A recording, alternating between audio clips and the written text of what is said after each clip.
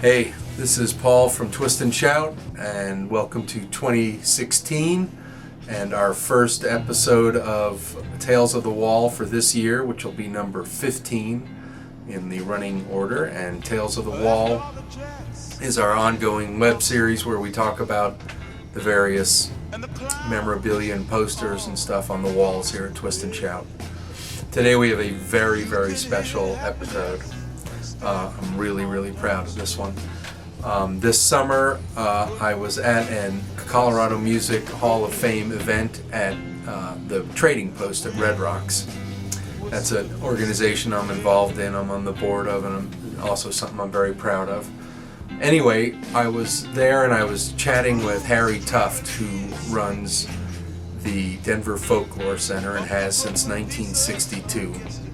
He's one of the more important people in Denver music history, and if you don't know about him, you should go over to the Denver Folklore Center and meet him and learn about his history and his incredible establishment over there. If you want to buy acoustic instruments or learn how to play them, this is the place to go. Anyway, I was talking to Harry and we were just kind of talking about various stuff, and somehow he mentioned to me I guess he knows I'm a big poster collector, and he said, "Oh, I have a poster of the Grateful Dead when they played down near Colorado Springs." And my eyes lit up. I was like, "Reed Ranch? You have a poster of Reed Ranch?" And he was like, "Oh, I don't know." He immediately started. Suddenly he was scared that I. Anyway, we talked, and I called him the next day, and it turns out Harry has saved a lot of great posters from his eras in Denver music history. And I started questioning him about it, and I started going through all his stuff with him and helping him figuring out what he had, and as one thing led to another, and I ended up buying a good portion of his collectible posters. And I took them to the framer, and we got them back yesterday.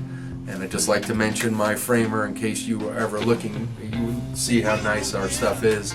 It's a guy called Further Frames, Corey Hartman, over on around 8th and Santa Fe, or maybe 9th and Santa Fe. Great place to get your collectible rock stuff framed. Tell him I sent you. Anyway, so I went to Corey and I got this stuff framed, and now it's back, and we're going to do a big Tales of the Wall where I'm going to explain it to you, and you're going to get to actually see us take down some things from the wall and put up new things, and it's kind of a good overview of how we do things here at Twist and Shout. So first off, and biggest and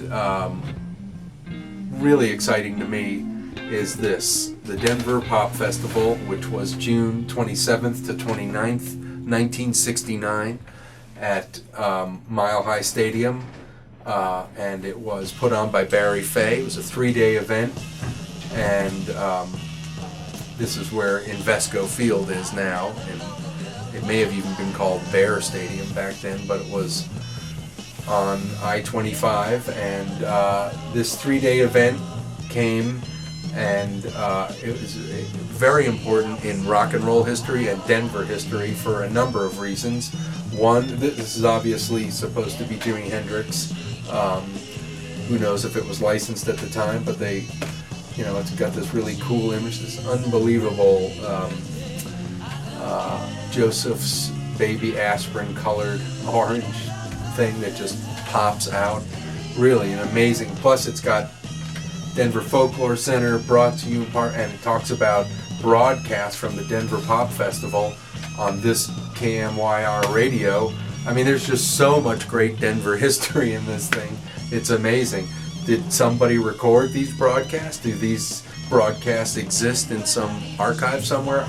I have tapes of these shows, but they're audience recordings, and they're notorious for how bad they are.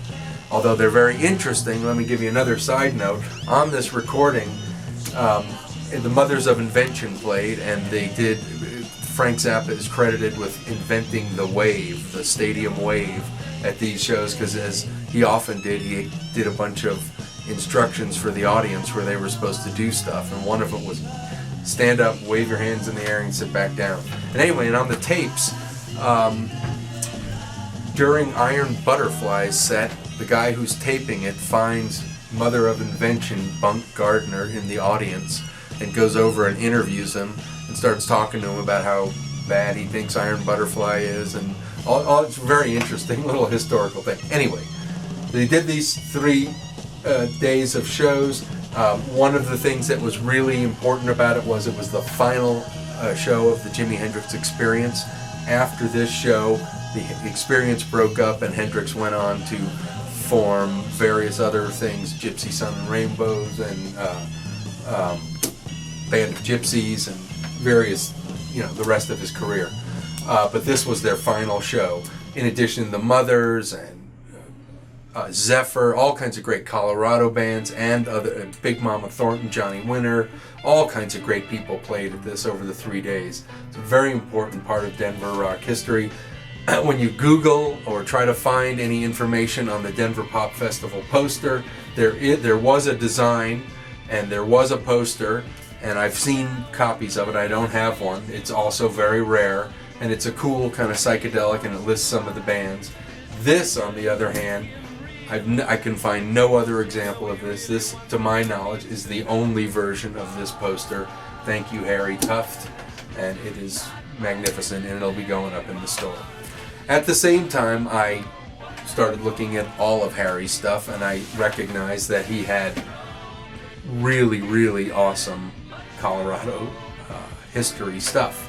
So I purchased a number of them, and let me bring this one over. This is Ravi Shankar in 1968 at the Denver Auditorium Theater. One of my missions has kind of been to prove that Denver was a really hip, cool place in the 60s, that the 60s did happen here. Here's a good example of it. This is a really cool show at the Denver Auditorium. And these were all, one way or another, Harry and the Denver Folklore Center presented these shows and wasn't involved with them. But a very cool show, and I've never met anybody who was at that one. Here's another good one. I'm not positive what year this one is. I'm thinking it might be 62, 3, 4, 5 maybe at the latest, but I'll bet Harry knows. Pete Seeger playing at the Denver Auditorium Theater, with a Carl Sandburg quote on it, and it's great classic kind of working man image of him, and it tells you can hear him on Columbia Records and Folkways Records, and and tickets available at all the usual places, and on some of the other posters I'll show you what those usual places are. Tickets $4 and $3. Great. Pete Seeger's such a legendary character. Next, here's a really rare one that a lot of people aren't even going to understand the importance of this, but this is Jim Kweskin's Jug Band at the Phipps Auditorium, which was part of the museum complex in City Park, and I think it's connected to the planetarium, and they used to do shows there, but a long time ago. This is 1964, and the Jug Band, Jim Kweskin, Jeff Moldauer, Mel Lyman. This group was really important in who they influenced. They were kind of a precursor to the whole folk hippie movement, and a really important group. And Jeff Moldauer ended up marrying Maria Moldauer, and she was in this group for a while too. Very important historical piece. Possibly the best, or this one is an absolute mind blower of Colorado history. This is Mamas and the Papas at the Auditorium Arena downtown, which I saw concerts at the Auditorium Arena. I saw Paul Simon and Yes, and I saw All Star Wrestling there, and they used to do a lot of stuff there. But anyway, here it is, Mamas and the Papas, KIMN, the great AM radio station, and Hipbone. Hipbone was Harry Tuft's somewhat short-lived record store downtown, and he helped promote this. Mamas and the Papas, and this show was 12/8/66. So December 66. And the opening acts are the Benzie Crick, both words spelled wrong, even though the way they spelled it was wrong too, but this ad spelled both names wrong, Benzie and Crick wrong. The New Moonrakers, and the Moonrakers started in 1964, and many of the bands ended up becoming Sugarloaf, who had the huge hit Green Eyed Lady, but they were one of the really important early rock bands, kind of garage surf, party band, frat kind of party band from Colorado. And the Rainy Days, who started in 65 and in 1967 got signed by Phil Spector to be their manager, and they produced a hit called That Acapulco Gold, which was a dope song, but not a great song, but it became very notorious, and their album sold a lot because of it. And these are 3 Colorado bands. And then it says tickets on sale here, and it tells you all the just classic Colorado places, Jerry's Briar and Books on University, Blue Jay Records in Boulder, Holiday on the Hill in Boulder, Voice and Vision on Colfax, all these great Hip Bone there on 715 16th Street. Tickets were $3.50, and the Mamas and the Papas, a huge band at this point, reaching the peak of their, possibly even peaking, because I think in 67 they were done after the Monterey Pop Festival. So a really great poster, and fantastic colors, and so much great Colorado history there. So there's 2 other posters that I got from Harry that are kind of part of this Colorado archive. Or no, one is, and the other one's something else. Actually, I'm not even going to show that one. We'll save that for another day. But this is the one that I got the whole conversation going with Harry. This is the Grateful Dead at Reed Ranch. And Reed Ranch was a privately owned kind of ranch and commune down, and there's a little map here you can see, and it shows you I-25, and it shows you how to go to Reed Ranch. And they did a summer of shows down in this, it was kind of like in a big barn, a hay barn, and they got real acts. They got the Grateful Dead, and interestingly enough, Alice Cooper at the beginning of his career opening for the Grateful Dead. This show was rumored for years in Deadhead lore, and it was the rumor was, the Dead played at a commune in 1969 near Colorado Springs, and no one had any evidence of it. Then about 2 or 3 years ago, the tape surfaced in taping world, in Grateful Dead taping world, and it's a really interesting tape, and I got it. So there was proof that this show existed, and then some of the posters started to show up one way, but they're very rare. And then I got this one from Harry, and here it is, and it's got some good information about where to get tickets. It lists Alice Cooper and the Grateful Dead. It's got this kind of primitive skull design it's just a really interesting poster.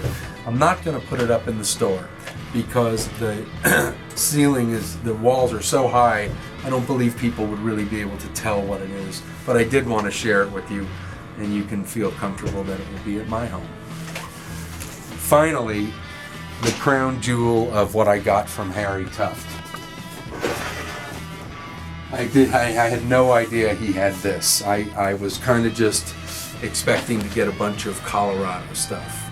But then as I was going through his stuff, there was this.